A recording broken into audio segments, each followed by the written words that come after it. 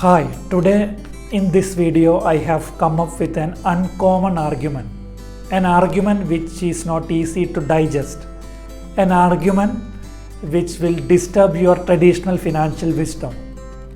Buying a home on EMI or through any other financial resources is a worst investment idea. It is a bad investment idea. Why? Join me in this video. I will describe in detail why do I say so.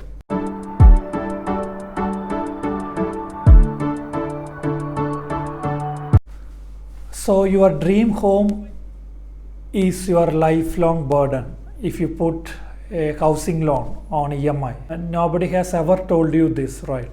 Your home is your lifelong burden. So there are some reasons to it. Why do I say so? Imagine you decide to buy your dream home on EMI. The moment you decide to buy a dream home on EMI, you have a series of expenditures which are highly unproductive. Have you ever thought of it?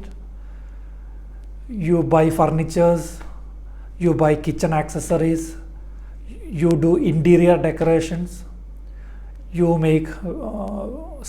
spend money on painting your house inside as well as outside. Even to start living in your dream home, you have to conduct a housewarming ceremony. So have you ever thought of how much money you will be putting for all these activities, for all these reasons? Have you ever thought, had I invested those expenditures in some good investments, it would have fetched me a lot of returns. Those unproductive expenditures could have produced meaningful returns for me through a good investment. What is a good investment? An investment which puts money in your pocket. What is a bad investment? An investment which takes away money from your pocket. So the moment you decide to buy a home, it takes away a lot of money from your pocket in the form of EMI, in the form of buying furnitures, in the form of painting your house inside and outside, in the form of interior decorations, so on and so forth. So buying a home is not a good idea. Jim Collins, one of the financial bloggers, internationally well known, he gives you some reasons to tell you the features of bad investment. What are the features of a bad investment? We all are aware of what are the features of good investment. If you go through the features of a bad investment, all these features are very well attributed to your investment idea called buying a home. So what are those features? Let us look at it. Jim Collins gives a variety of interesting reasons why a house is a terrible investment. So there are many arguments he puts forward. So I have identified some of the arguments which are very relevant into the Indian context. He says in order to have an investment becomes bad, it should a relentlessly ongoing drain on the cash reserve of the owner. Constantly there will be drain in the cash reserves of the owner. So it is true when it comes to a house. And second reason, he says it should be illiquid. We will make it something that takes weeks, months, even years to sell it. So you have to have more efforts to sell it than your efforts to buy the same. A third reason he gives, it should be expensive to buy and sell. Here he is referring to exorbitant high transaction costs in the form of commissions, in the form of taxes, and variety of other transaction related expenses.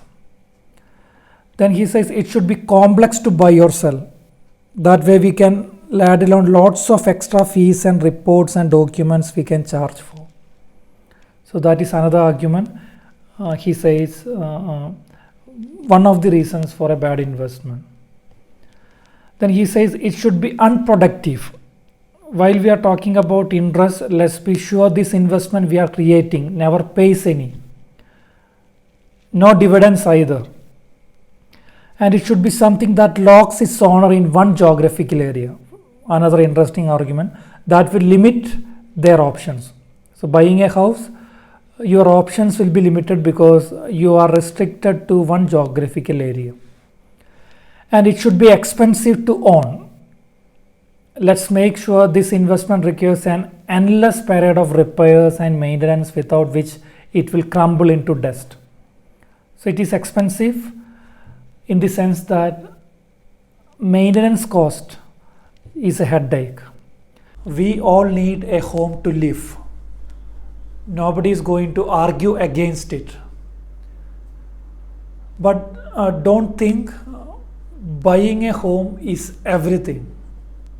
So you take time to plan for it, to make financial resources for it. Instead of buying a home on EMI, you may start a systematic investment plan in a mutual fund and contribute 5,000 or 10,000 rupees regularly on a monthly basis. Do it for next 10-15 years. You will see the power of compounding. Next 15 years you would be able to generate a lot of money in your hand, and with that money you go and buy a home.